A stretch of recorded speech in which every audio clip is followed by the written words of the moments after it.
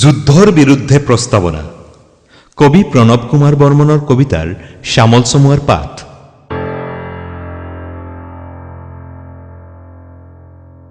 যুদ্ধবোৰৰ নাম দিওঁ আহা, বঢ়াই যাওঁ সংখ্যা। যুদ্ধবোৰৰ নাম দিওঁ আহা, হিচাপ কৰোঁ মৃতদেহ। চিনি পাওঁ নেকি অচিন মুখবোৰ, জ্বলি যোৱা শৰীৰবোৰ। দেখা পাওঁ নেকি ফুটি যোৱা চকুত ভাল পোৱাৰ চাৱনি। গুলিবিদ্ধ বুকু টেপাহী গোলাপ, ছিগি যোৱা ভৰিখনত ঘৰমুখী অধীৰ খোজ। চিৰনিদ্ৰিত শৰীৰটোত বিচাৰি পাওঁ নেকি সপোন ভৰা টোপনি এটা। যুদ্ধৰ মাজত জন্মা শিশু এটিক নিচুকাওঁ আহা, প্ৰিয় এটা গানেৰে। কওঁ আহা, নুবুজিলেও নুশুনিলেও ভৱিষ্যতে যুদ্ধক নকৰিব ক্ষমা।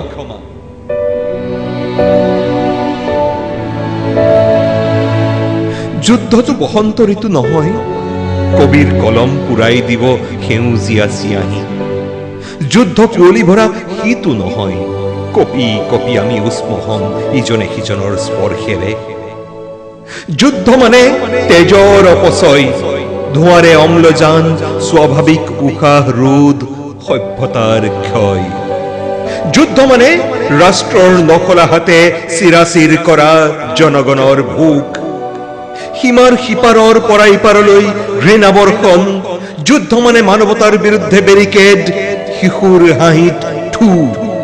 যুদ্ধ মানে অহংকাৰৰ উদ্যত বন্দুক, জয়ৰ প্ৰলোভনত বন্দী। কোনে কৈছিল বসুমতীৰ বুকুত পুতি ৰখা গছ উভালি পোমা? কোনে কৈছিল নদীখন ধুৱাই দিয়া প্ৰিয়জনৰ ৰক্তেৰে? কোনে কৈছিল আকাশৰ নীলা ধোঁৱাৰে মচিবলৈ? চৰাইবোৰৰ ডেউকা ভাঙি কোনে কৈছিল মিছাইল উৰাবলৈ? কোনে কৈছিল তোমাক ৰাষ্ট্ৰনায়ক?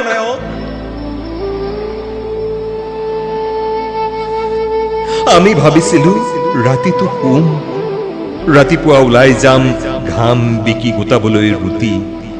আমি ভাবিছিলো ল'ৰাটোৱে পঢ়াশালীত পঢ়িব, জুইৰ আৱিষ্কাৰ চকাৰ মহিমা। আমি ভাবিছিলো চোতালৰ চাকি গছি জ্বলাই পত্নীয়ে আঁতৰাব অমানিশা। ৰাতিৰ ভিতৰতে সকলো শেষ হৈ গল। দেশখন হল জুই, ছাই, ধোঁৱা। ধোঁৱাৰ মাজত চিনি নাপালো তোমাক, তোমাৰ মুখত সভ্যতাৰ ছাই। তুমি পালানে চিনি মোক? মোৰ হাতত মানৱতাৰ কটা হাতখন, যিখন হাতেৰে আমি ফুল ৰুইছিলো পৃথিৱীক সজাবলৈ ফুলনি। জুইৰ মাজত মই তোমাৰ পুৰি যোৱা ঠিকনাটো পঢ়িব নোৱাৰিলো। তুমি পঢ়িলানে মোৰ পুৰি যোৱা কবিতাটো? যুদ্ধই অচিনাকি কৰা আমি দুজন পৃথিৱীৰ পুৰণি নাগৰিক।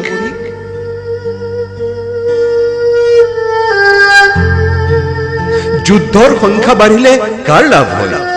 আমেৰিকাৰ শিশুবোৰৰ নে কোৰিয়াৰ গাভৰুবোৰৰ? যুদ্ধৰ নাম দিলে দ্বাদশ কিংবা ত্ৰয়োদশ লঘোণৰ বিপৰীতে বাঢ়ে নেকি শস্যৰ উৎপাদন? নে গৌৰৱোজ্জ্বল হৈ পৰে ইতিহাসৰ পৃষ্ঠা? কাৰ লাভ হয়? ইৰাকৰ নিদ্ৰাহীন মাকজনীৰ নে পেলেষ্টাইনৰ চকুৰ সন্মুখত পুত্ৰৰ শদেহত চকু লুটুকা বৃদ্ধজনৰ? যুদ্ধ হলে জয়লাভ হয় কাৰ? সৈনিকৰ, ৰাষ্ট্ৰনায়কৰ, স্বদেশ নে মানৱতাৰ? শ্বহীদ পত্নীৰ বগা সাজৰ আঁৰত বসুমতীয়ে মুখ লুকুৱাই কিয় যুদ্ধক দিয়ে অভিশাপ? যুদ্ধৰ সংখ্যা বাঢ়ক, যুদ্ধৰ নামবোৰ বাঢ়ক, ক্ষেপণাস্ত্ৰৰ অৰণ্য বাঢ়ক, বোমাৰে সাৰুৱা হওক ভূমি। এই কথা কোনে কৈছে ৰাষ্ট্ৰনায়ক? বুদ্ধ, হজৰত, যীশু নে কোনজন ঈশ্বৰে?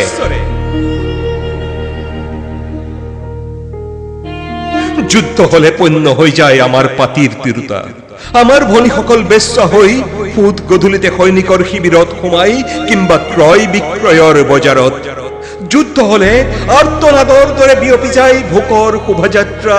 যুদ্ধ হলে বিনিময়ত চুক্তি হয়, বন্ধকত থাকে নাগৰিকৰ জীৱন কিংবা মৃত্যু।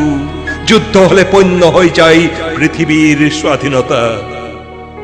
যুদ্ধ হলে মূল্য বৃদ্ধি হয় ৰক্তচাপৰ ঔষধৰ, বেণ্ডেজ আৰু ঘাঁ শুকোৱা মলমৰ। অস্ত্ৰৰ দৰে মূল্যৱান হৈ উঠে অস্ত্ৰোপচাৰৰ কেঁচি, বেজী, ব্লেড। যুদ্ধ হলে নীৰৱে সৰব হৈ উঠে নিৰপেক্ষ ৰাষ্ট্ৰসংঘ, সজাগ হৈ উঠে ৰেড ক্ৰছ। যুদ্ধৰ বাবে এইবোৰৰ জন্ম।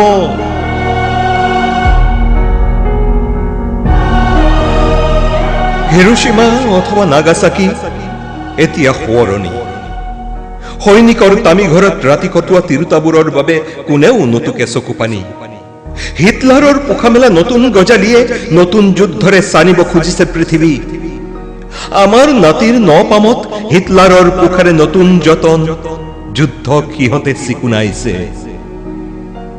যুদ্ধ এতিয়া ফেঁহু জালি, সবোৰত দিবলৈহে মাতি, চহ কৰি কোনেও কৰা নাই ফুলৰ খেতি। উৰাজাহাজলৈ চাই চাই গাঁৱৰ শিশুহঁতে উল্লাসত চিঞৰি উঠা নাই।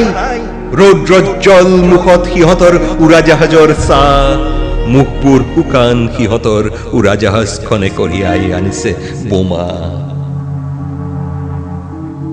ধোঁৱা চাই তেজেৰে চিয়াহী বনাই কলমত ভৰাই ললো। মই অসমৰ কবি, পৃথিৱীখন ভাল পাওঁ। মোৰ গাঁৱৰ নাতি দূৰৈত সিদ্ধাৰ্থ উপজিছিল। মই বৰষুণ বুলি কিয় এচিড উপহাৰ দিম প্ৰেয়সীক, ফুল বুলি গুলিবোৰ গুজি দিম কিয় খোপাত তাইৰ। মই আজি সামৰি থলো কবিতাৰ অনুশীলন। এ যুদ্ধৰ বিৰুদ্ধে প্ৰস্তাৱনা প্ৰথম। যুদ্ধমগ্ন ৰাষ্ট্ৰনায়ক জন্মা কিংবা নজন্মা শিশুহঁতে ফুল ভাল পাবলৈ শিকিছে, কিংবা ফুলৰ খেতিত লাগিছে যুদ্ধৰ কবৰ ঢাকিবলৈ। যুদ্ধৰ কবৰ